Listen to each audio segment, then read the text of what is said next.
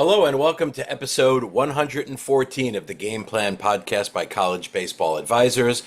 On the Game Plan, we talk to mostly college head coaches about their life through baseball, from their young days of playing to their recruiting experience of when they went to college, their college experience, their time after college, whether that be a regular job right into coaching minor league or pro baseball, and then, of course, their coaching journey, the institution that they're at now and what they're looking for in terms of recruiting, the university itself, and then, of course, how they run their programs. My name is Wayne Mazzoni. I coached college baseball 30 years, and now I currently help high school athletes and transfers and their parents navigate the craziness of the recruiting process. For more information about what I do, visit my website, collegebaseballadvisor.com.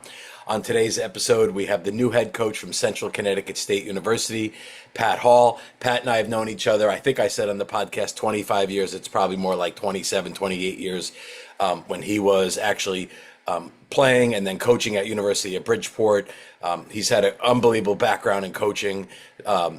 Then went on to coach for a brief time at University of New Haven, coached at Fairfield U with John Slozar, and then since 2009 has been at Central Connecticut State University with Charlie Hickey. They've had tremendous success, so many conference tournaments and regionals that they've been to, and then recently Coach Hickey just retired after a long run in college baseball. Great track record, great coach, and Coach Hall is taking over. So we talked obviously about his journey and then what it means to finally take over and have this opportunity after all this time, and talked, of course, about what Coach Hickey meant, what the university is about, the way he wants to run the program and recruiting, and just really great educational, fun talk with a guy that I've known forever. So without further delay, here's my talk with Pat Hall, head baseball coach at Central Connecticut State University. All right, so Pat, this is kind of fun for me for many things, but I recorded a podcast earlier today with a guy named Kane Sweeney, who's the head coach at USC Upstate. And the second he entered the Zoom was the first time I ever talked to this guy. And then you come on here, who I've known, it's got to be 25 years, possibly longer, which we don't necessarily both want to admit. So this is probably a conversation we basically would have normally. We're just doing it on computers, and I hit the record button. Otherwise, it's just two boys talking as normal. So first of all, how we doing? Doing great, man. Super grateful. Appreciate you having me on. Like you said, we've known each other a long, long time, and very happy that our relationship continues to do these type of things, and we get to do things for a living that hopefully everybody gets to learn a little bit, and we get to learn from each other. So thanks for having me on today. Yeah, and I don't want to start off with a bad thing, if you will, but I just was thinking as you were saying that, I've had Tarasca on, I've had Kavanaugh on. I was literally just texting with Cav about is he settling in up at Salisbury. Kevin never made it on the podcast, but we'll get to that. And as I said, I don't want to start, but as you started to say, you're joined. I'm thinking, like, anytime I think of you, I think of Kevin, I think of Adam, I think of Cav, right? Like, exactly. So let's on to some past stuff. Sure. Where were you born and raised? Stratford? So I was born at the old Park City Hospital in Bridgeport. Okay. Yeah. And lived in Shelton my whole life. Okay, Shelton. I was there, until I got through, and then my first house was in Stratford, and then moved up to Bristol 23 years ago. So did you go to St. Joe's right from the start of high school? I did. Went to St. Joe's right out of middle school. And knowing you, I'm assuming, was that more of a sports-driven move? It was funny because the year prior, the guys that went to high school, the majority of them went to Shelton High. In my year, the majority of them went to either St. Joe's or Prep. So we had a choice of going to one or the two for the most part. And some of my closest buddies still to this day went to St. Joe's from Shelton. So that's why I chose to go there. Got it. And this is what I know about you. Obviously, you're a baseball guy. I know you still like hitting a golf ball. Correct me if I'm wrong. I love it. You love it. I love it. At St. Joe's, did you play other sports besides baseball? So for a little bit, I played basketball. Then they were just too good, and I wasn't good enough. Right. Played football my freshman year, and then ended up playing soccer my senior year. Wow. So yeah, no, I enjoy it to this day. I love playing other sports. I mean, grew up, my brother played football at Prep and then went on to play football at Villanova. I got two sisters. One went to St. Joe's and then to Providence, and one went to Shelton High.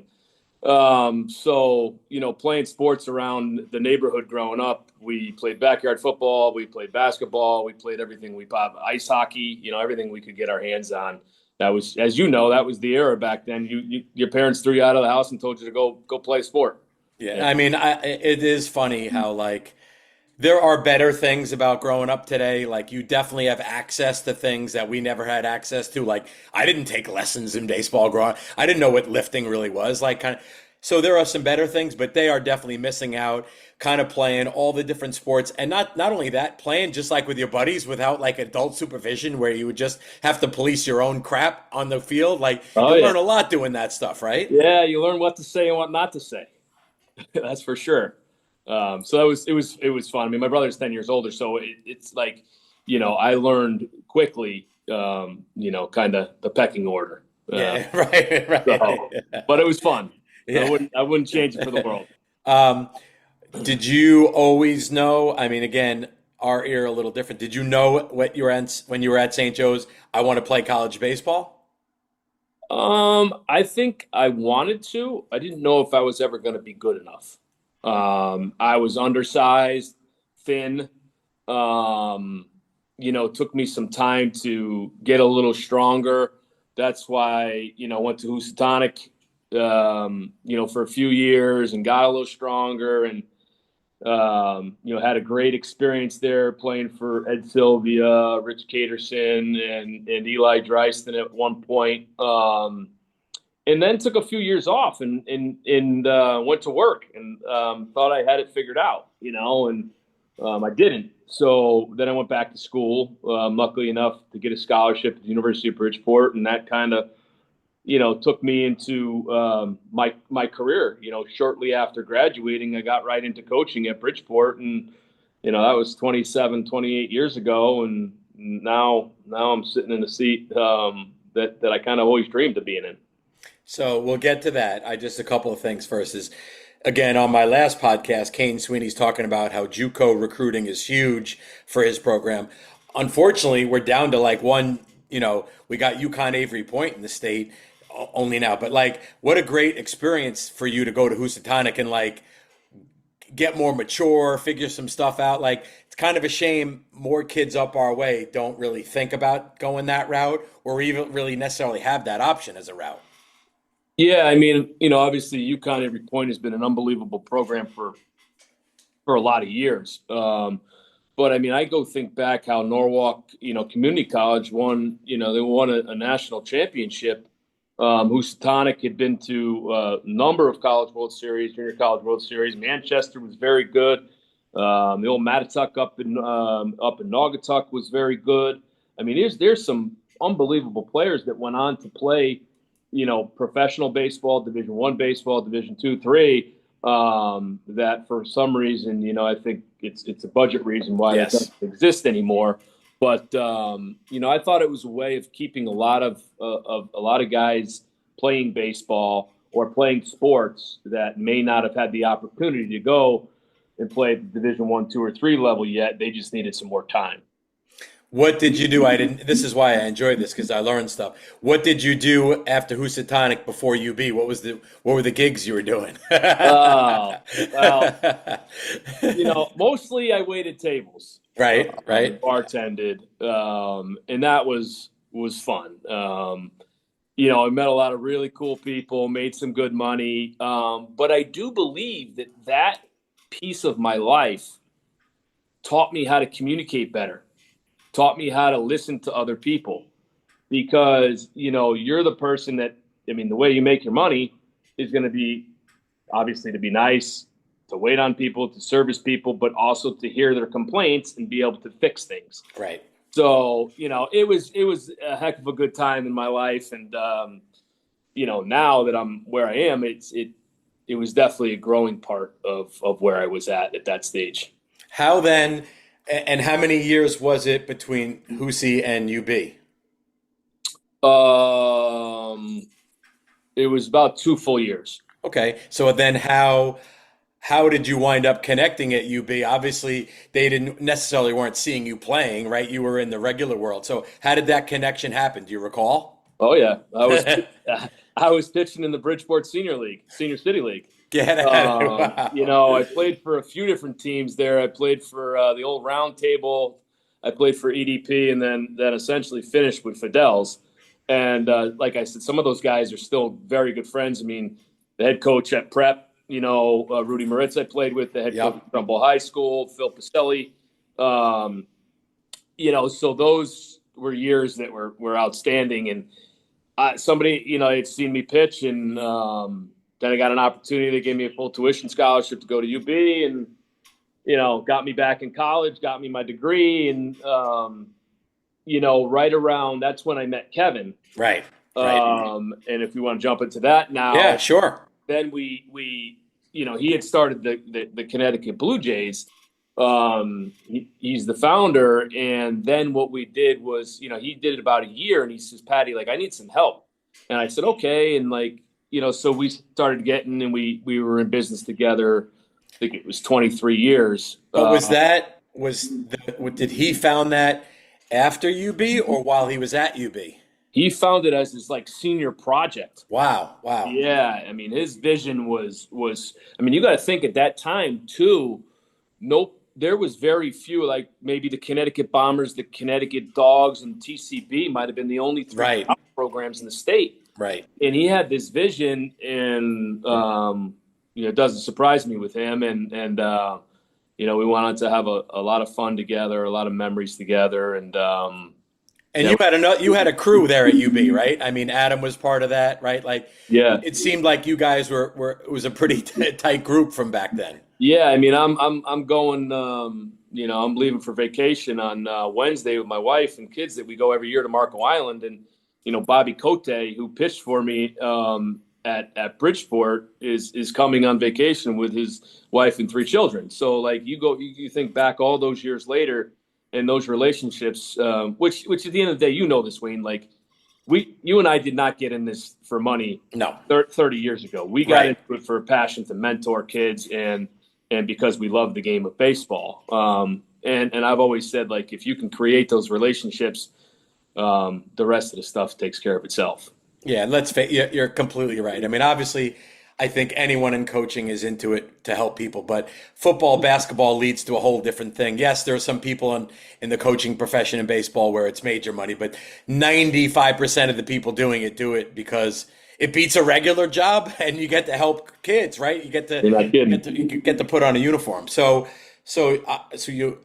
when did you start also around that time? Because your first coaching job outside of the Blue Jays was back at UB. Is that accurate? It was. Okay. So is that kind of right after graduation? Yeah, so that was 2000, maybe 99 to 04-ish. Was at UB. And then I went to New Haven for a year with Porky and Mark Lambert. And then I had the opportunity to go with John Slozar for another 4.5 or something like that. But let's slow it down because I want to unpack a couple of those things. So back when you were at UB was when I was the head coach at Takeo Post. Thank God it's now called Post, where you would generally pummel us pretty good back at the old Harbor Yard. That's right. You had some guys that were definitely hitting balls off the buildings. Yeah. And my guys were going to pick them up in the parking lot. That was pretty much the baseball back then. But And who was the head coach at UB then? Was it Ank? No, it was Matt Reed. Oh, Matt Reed. Okay, right. Yep, Matt Reed, and then Ank took over after Matt. Okay, got it. Yeah. So I didn't know that you went to UNH. Was that a short period between the two?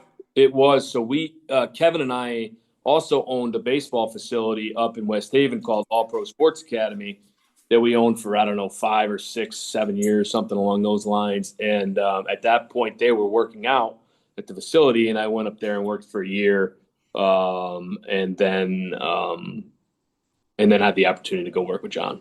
So what year did you start at Fairfield? 2005. 2005. Okay. So we have a couple of more things in common. I coached there 93 to 96 with Slozar. I don't know if you Oh, remember wow. that. Yeah, yeah, yeah, dude. Yeah. 3 years with him way back when. Um, it's obviously, I think you could see it. I could see it back then, the potential Fairfield had. Obviously, then Courier comes in. Now Faye takes over. I mean, Bill did an unbelievable job turning that place around. But what a special school. And also, of course, they don't have football. They don't have hockey. Like, that's a school where there's limited sports, but they do a heck of a job. But what do you remember about your time being with John at Fairfield? Yeah, I mean, total class individual. I mean, I can't say enough good things about John giving me the opportunity to be there and kind of learn that Division One. Was the game is always going to be the same, right? Right. It's a matter of how fast the ball moves and the depth and some other things. But John giving me that opportunity, however many 20 years ago, wouldn't be in this position that I am now. Love the school. It's a great place. Bill Courier is a dear friend, and he did an exceptional job there, and I'm sure Brian will do the same. Great. But we were in a position there when I was at Fairfield where, we started to get a little bit better. The resources were limited back then, and we did the best we could, and I think when Bill had the opportunity to get it and he took the job, I mean, he brought him to new heights. I mean, he did the same thing in Vermont. He was a Right. baseball coach, Yeah. And I'm a little annoyed that I don't get to be the head coach when he's the head coach, and because I've respected him so much. But you know what? I know he's going to enjoy retirement. He's earned it. Yeah, he absolutely has. So then, now it's 2009, you go up to Central, right? So you've been at Central now. What year will you be entering? And we'll talk about you taking over as the head coach. But let's go back to 2009, and now so it's 2026. Is that my math right? Is that 15? So I got here in October of '08.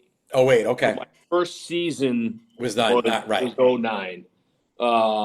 And that is 17 full seasons I think I've been here. Now, one of them I believe was COVID. Of course, right. But yeah, it was 17. I think I've been here 17. I think this is my 18th season. So let's start talking a few. I mean, that's a long time to be at a spot, right? No question about it. Let's unpack a couple of things about Central before we talk about you taking over and getting this job you've wanted for a very long time. One is talk about Charlie as a guy, as a baseball guy. I mean, Charlie's like the guy when you're at a convention and you're having an adult beverage. It's always fun to hang out and talk with Charlie. He's always got opinions and he's just an awesome guy. Of course, I never played for him. So what was it like working with him all those years? Yeah, I mean, Charlie, I mean, he's unbelievable. I can't say enough good things about him, about his loyalty, about his paying attention to detail. He looks at things kind of in a different lens at times, in a world of where college athletics has changed. He never looked at himself as who he is, and I mean, he's a legendary guy in the Northeast, and can arguably say that throughout the country. The amount of championship games he's won, lives that he's impacted.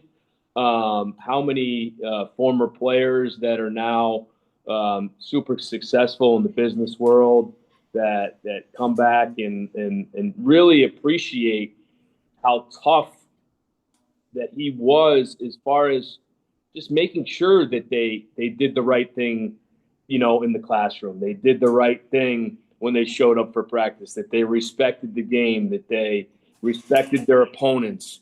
These are all things that, I continue to watch him, the patience that he has. with young players and allowing them to continue to develop. And I go back and I look at a lot of the guys that we've had here over time, and I do believe if they stick it out without transferring, they have always continued to get better. Our practices are difficult. He stays away from them in the game. And that's something that I think was a great lesson for me as I transition over to the head coach. Is sometimes you just got to take a breath and let it all play itself out. And but his vision is something that, especially in championship style baseball, just watching his patience and letting the game kind of work itself out has been very educational. I mean, I was going to say, in a way, he had a lot similar to Nick Giaquinto, who I coached for many years, in that I don't think I ever saw either one of those two yell at an umpire. Like, Charlie would come out and he would make his point, but in a very calm way that I didn't have in me. I don't know if we'll see if you have in you, because you're a fiery nut, which you're going to have to watch yourself. You don't want to be tossed all the time, right? But I was that always like, who else was like that? Dan Perillo was like that. Oh my God, I'm forgetting his name. Who was that? Who was that Wagner? Jim Carone, who was I've been on the just like these calm, they'd come out of the dugout nice and calm. I always respected that about Charlie, because I think in the long run that wins with umpires than being a raving lunatic like some of us can be. Yeah, and he's. I mean, I go back and think. I mean, I think he's only been thrown out of one game in 35, 36 years, however many he's been coaching.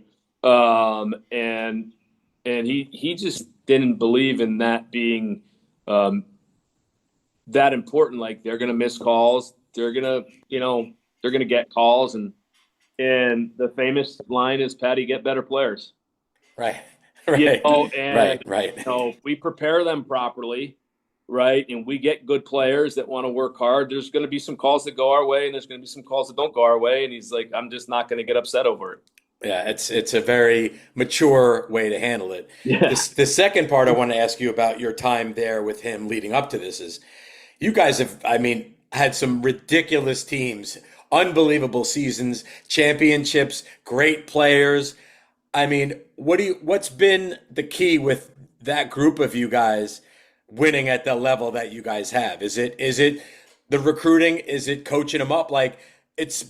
I've been in awe of some of the teams you've had and some of the players. I could think of 5 or 6 players off the top of my head that give me sweats when I wake up in the middle of the night, how good they were.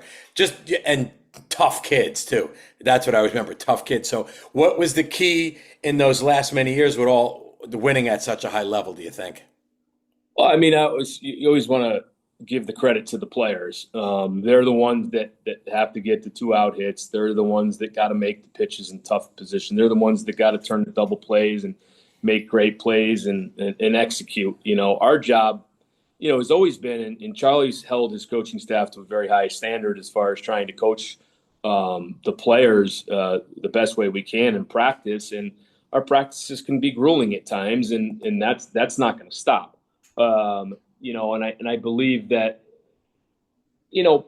part of it is putting as much pressure on them in practice to be able to perform in those situations, and motivate them, right? Motivate them in different ways.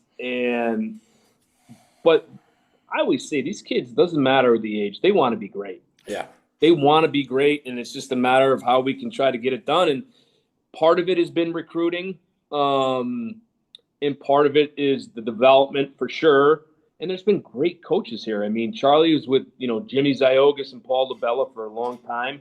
I was lucky enough to come on with those guys. And then, now Robbie Bono and tremendous, and Bobby Nena, outstanding. And so I think it's been a mixture of everything. The culture here and what Charlie demanded on an everyday basis, the kids bought in and they executed, when it mattered most. So we've been very fortunate.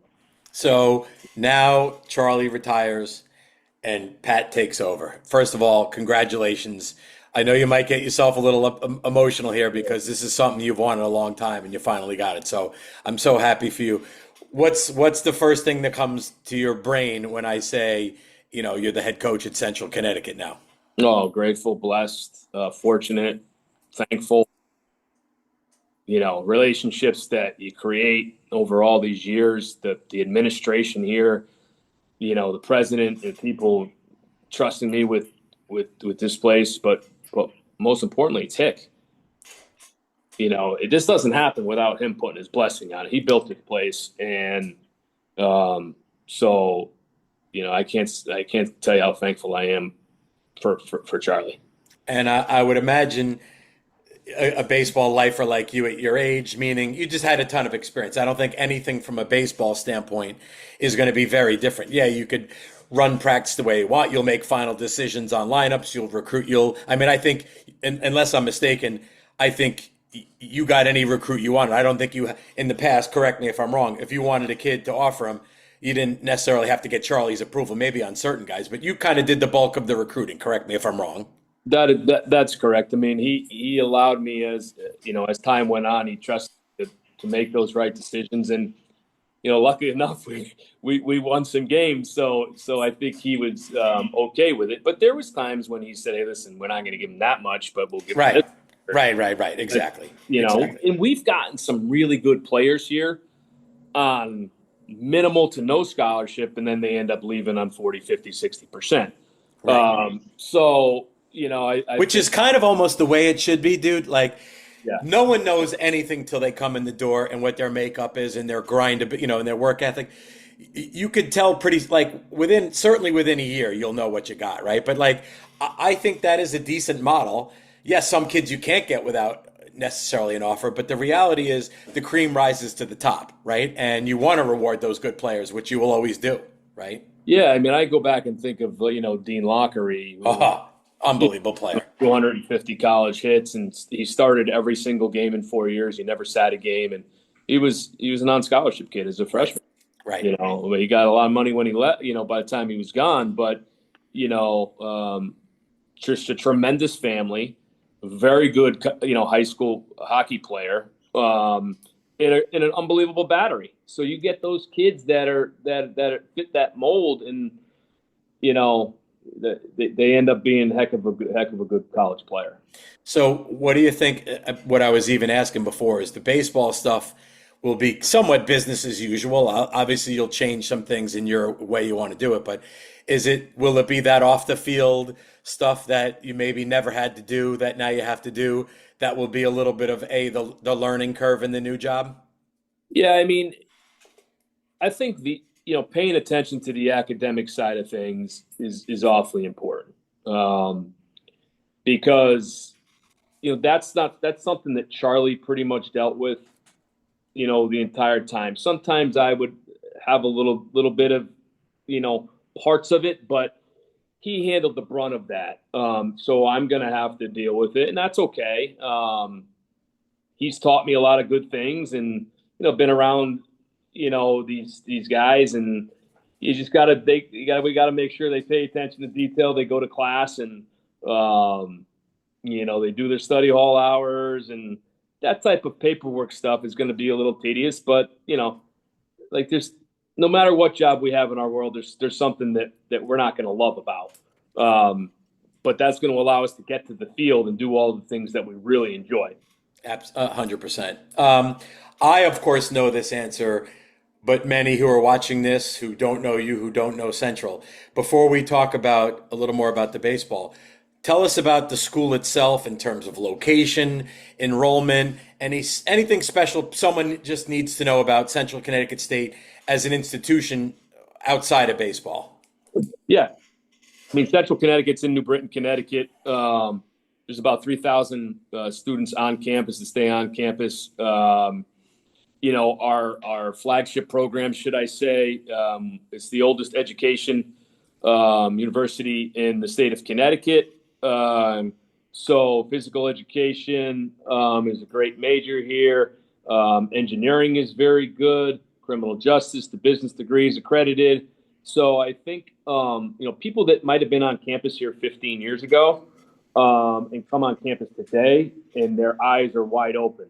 They've done an unbelievable job here with the academic buildings. They've done a really good job with the athletic facilities, the dorms.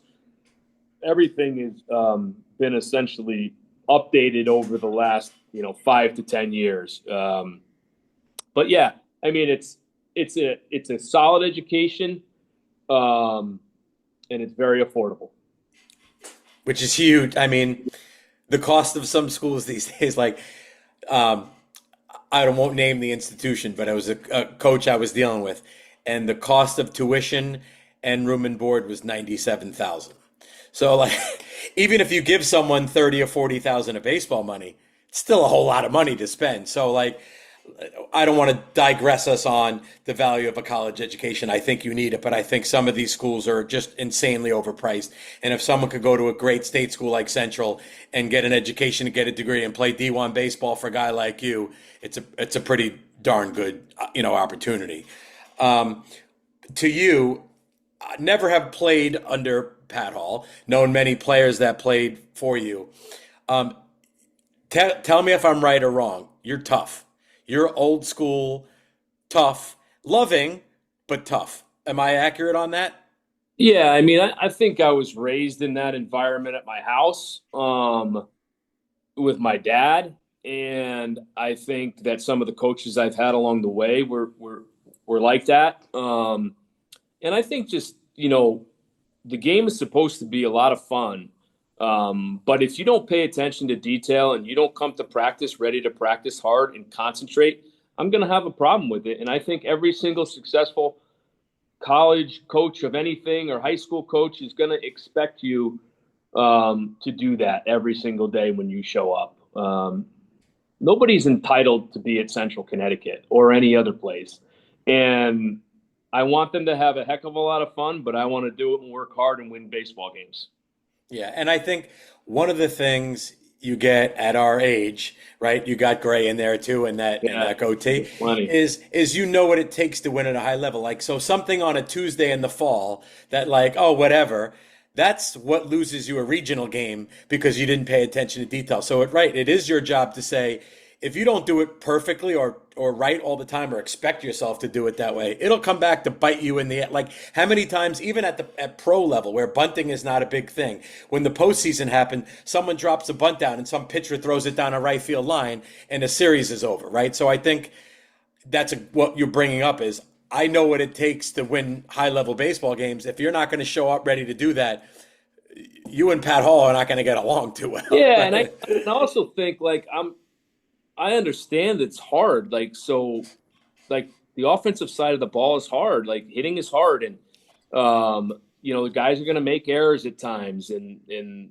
that's okay. But, like, if we practice right every single day, I think those will be limited. And, there's a lot of guys you have to deal with different, right? There's the young kids that you got to have a little more patience with, but the guy that's been here 3 or 4 years that doesn't come ready to practice, there's going to be a problem.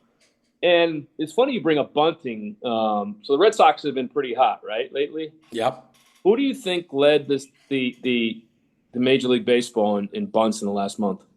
I'm going to guess the Red Sox. They did. Yeah. Imagine that all of a sudden now the batting average is the lowest we're pretty close to the lowest it's ever been in big league baseball. And guys are bunting the baseball more and winning. And who leads the Major League Baseball in bunts is Tampa Bay, I believe it is.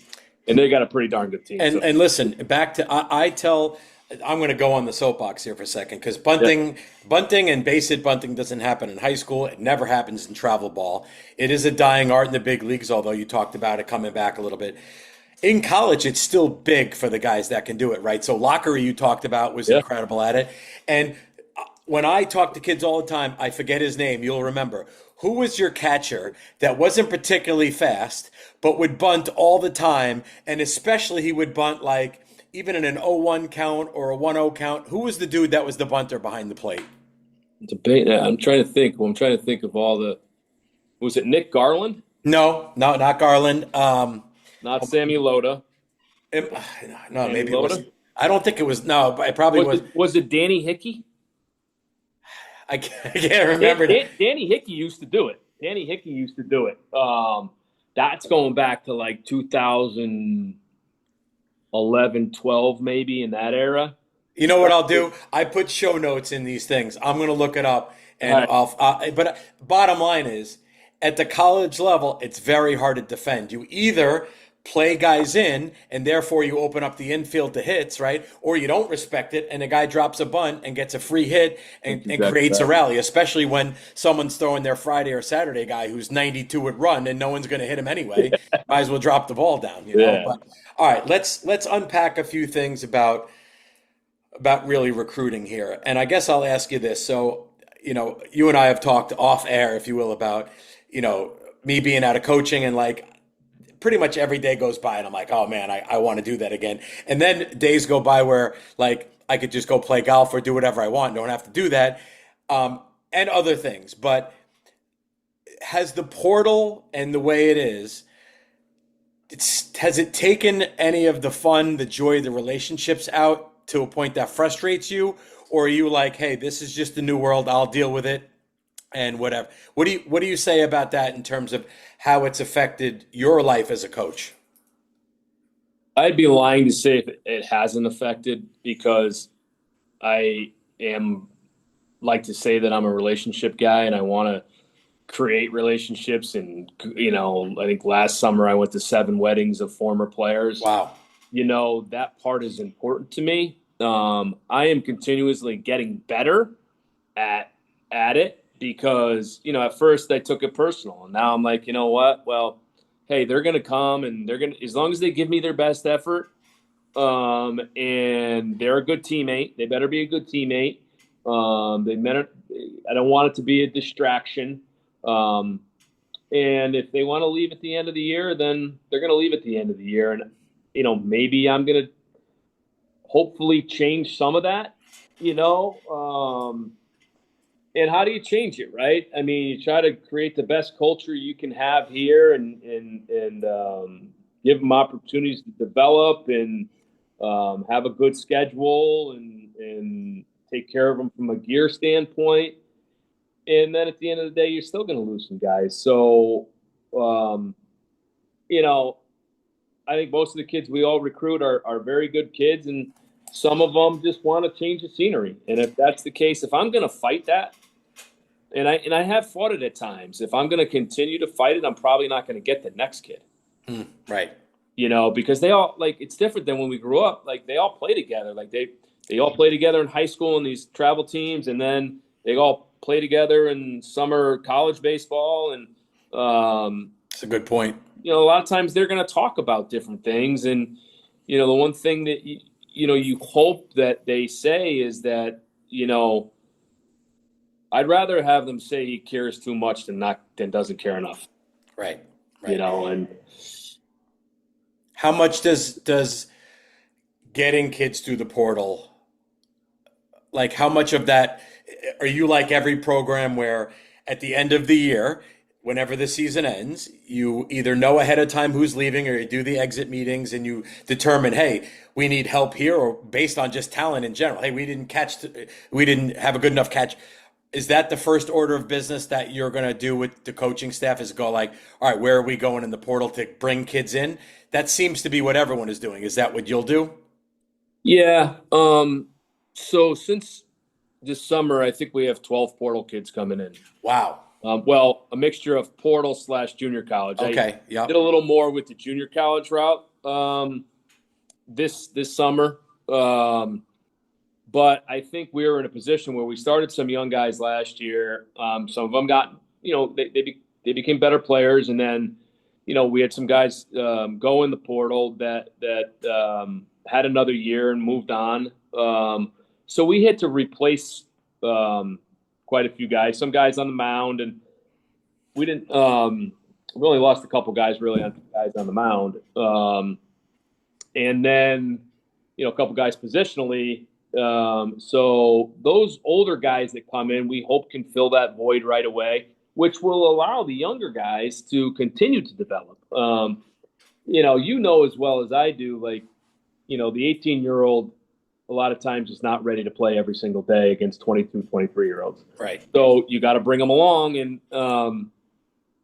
I look forward to spending time with those guys and continuing that player development with the 18, 19, 20-year-old, because that's a heck of a lot of fun.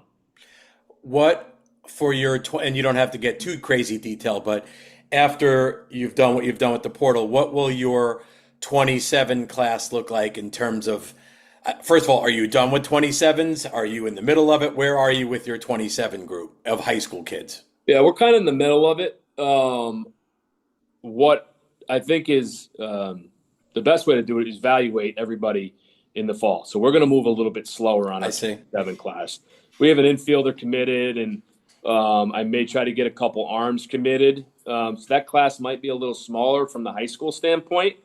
But I'd be doing everybody a disservice if I didn't truly evaluate these younger guys and these portal guys at this level before I just start over recruiting them.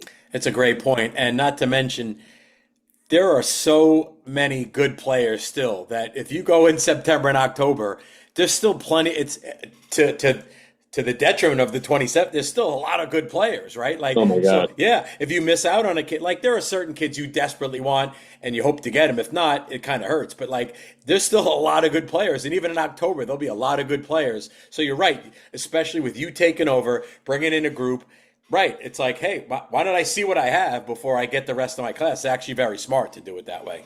Yeah, and I think too, I mean, I've seen a few guys in the last couple of weeks that are 88 to 90 that are 27s that are still uncommitted that I'm like, that don't have a lot of offers. And I'm like, it's and a part of it's because, the roster, limits and the schools that opt in, to 34, there's only so much to go there. And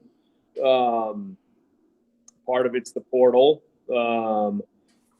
Part of it's okay. Well, the all the kids that are then going to prep school, boarding school, and now they're a year older. So who are you going to try to maybe go after? And that's the biggest thing I think is the age. Some of these kids, they just need time to mature. Like, yeah, they're not strong enough yet, and they will be.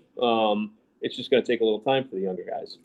What would you say, and you can answer this however you want, when you're looking at anyone to bring in for that matter, whether it's a transfer, a 4-year transfer, a JUCO, a high school kid, obviously you're looking for a good player. It's pretty simple. And generally we know what a good player is, right? But is there anything either on the field and or off the field that you want to see before you know this is a guy you want? Do you like speed? Do you like physicality? Do you like velocity in a pitcher? Do you like command of 3 pitches? Do you like toughness? Is there anything that you're like, hey, we all know a good player, but this is the guy Pat Hall wants based on X quality? Yeah, I mean, I like multi-sport athletes. Okay. I like guys that have faced adversity in their life at some point. And then, like, you talk about, like, being a good teammate, how they react. Like, it's okay to be mad if you go over 4 and you punch out a couple times. It's okay to be mad if you have a bat. That means you care. Right. Now, can you? I mean, it doesn't mean you have to act out, but you can be a little aggravated. And we're talking about pitching. You got to be able to field your position. You got to be able to hold runners. You got to be able to throw a breaking ball behind in the count. Definitely. If you can't do those things, you're going to struggle at this level when you're trying to win a championship. Positionally, yeah, you want to get guys in the middle that can really pick it. You want catchers that can block and throw. You want corner guys that have a little bit of juice. But being able to run is something that I'm gonna probably try to do a little more of. I think that part of the game, as I watch college baseball, is starting to. It's really happened with some schools. I mean, Northeastern is very good at it. Bryant is very good at it. If you look around college baseball, a lot of teams are stealing 80, 90, 100 bases at a clip.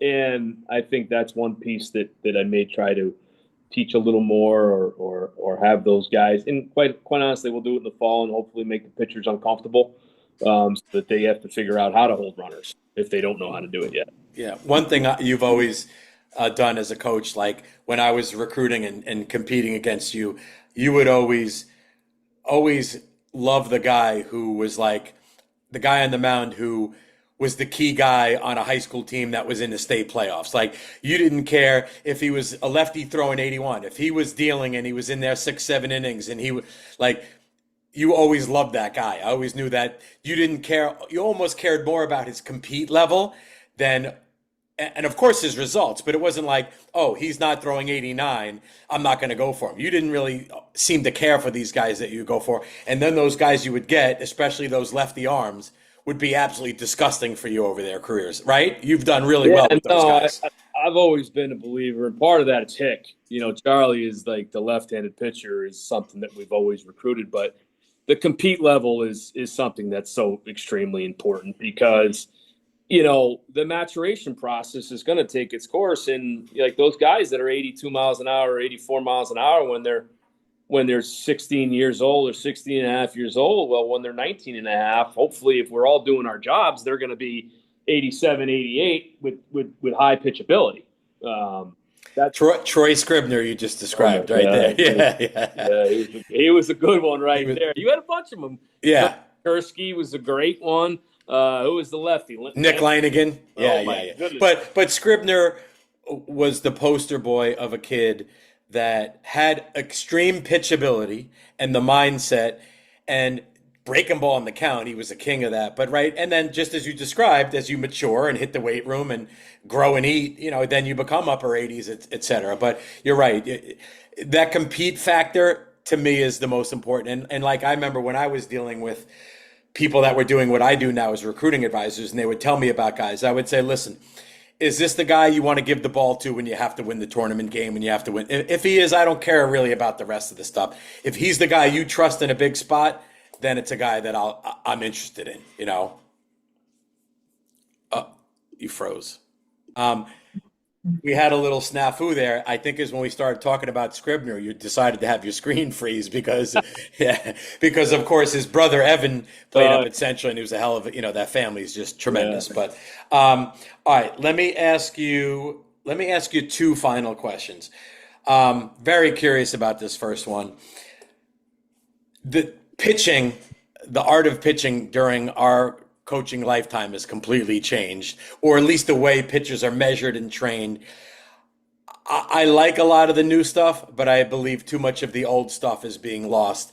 The compete, the change up, the throwing the breaking ball behind the count, and it's become plyos and velo to no end.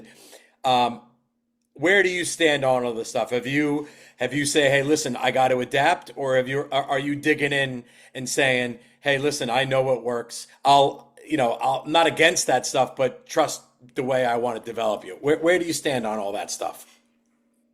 So I believe that there's 4 or 5, 6 different pieces of the puzzle. And I think sometimes today when I'm watching that certain people believe that one piece of the puzzle is bigger than the other piece of the puzzle. And I'm more of a believer in, well, you got to stay healthy. You got to be explosive. You got a long toss, right? You got to throw breaking ball sets. You got to have you got to throw 100-foot change-ups to get a good feel for your change-up. In the holding runners and the fielding position, right? Now we want to talk about velocity. Well, part of it is the maturation. Part of it's the strength. Part of it's the long toss, right? The arm care. Some people believe in the plyos. I will tell you this, that our hardest thrower on our team the last 4 years, positionally and on the mound, did not throw plyos. Right. So one of them, was Dominic Nyman, who left here, was an All-American in 2023. Wyatt Cameron, who pitched 4 games in 2025, 4 of the conference games, was MVP. he did not throw a plyo. He was 94 miles an hour. Right. Elliot Good had the best arm positionally on the team, and he long tossed 4 days a week. Now, do I think that it helps some kids? I do think it helps with arm path, and I do think it helps with certain things. The only part that bothers me a little bit with the plyos is the mechanical breakdown when they're throwing them if they're not watched continuously, because they're young and they break down mechanically. I'm not saying that there's not a purpose or they're not a small piece of the puzzle for certain players, because it could be. But let's try the other stuff first before we jump into that. That's my theory behind it. Yeah. And some of the most successful pitching coaches in the country that I know, and they may not say it out loud like I am, but they think the same way. Yeah, listen, plyos have a place. First of all, they can help you get loose if you want to warm up and get loose and throw some different weight and stuff. You're right. I work with a lot of young kids, and I say to them, A, why are we doing that plyo? Why are you doing it? And then number two, let's take a look at some video. Your form is terrible. Do you want to just get hurt? Like, what the heck are we doing? So if you're not going to do it with proper, care, and can it help you gain velocity? Yeah, so can long toss, right? But when you sometimes gain velocity on a plyo, you lose feel of the baseball. You lose command. You lose throwing a breaking ball and a changeup because you're throwing this soft sucker against the wall 2 feet in front of you, Yep. So, yeah, I totally agree with that. All right. But I do understand. Yes. They're the player today, because they turn on the TV and everybody's 95 to 100, especially out of the bullpen, and they're like, well, they got to, somebody's telling them that this is going to help them gain more velocity. And then they're going, okay, well, I got to gain velocity. I want to pitch on TV. Okay, well, yeah, you do. But sometimes we force that rather than let the maturation process take its course. Yeah, agreed. All right, last question for you then.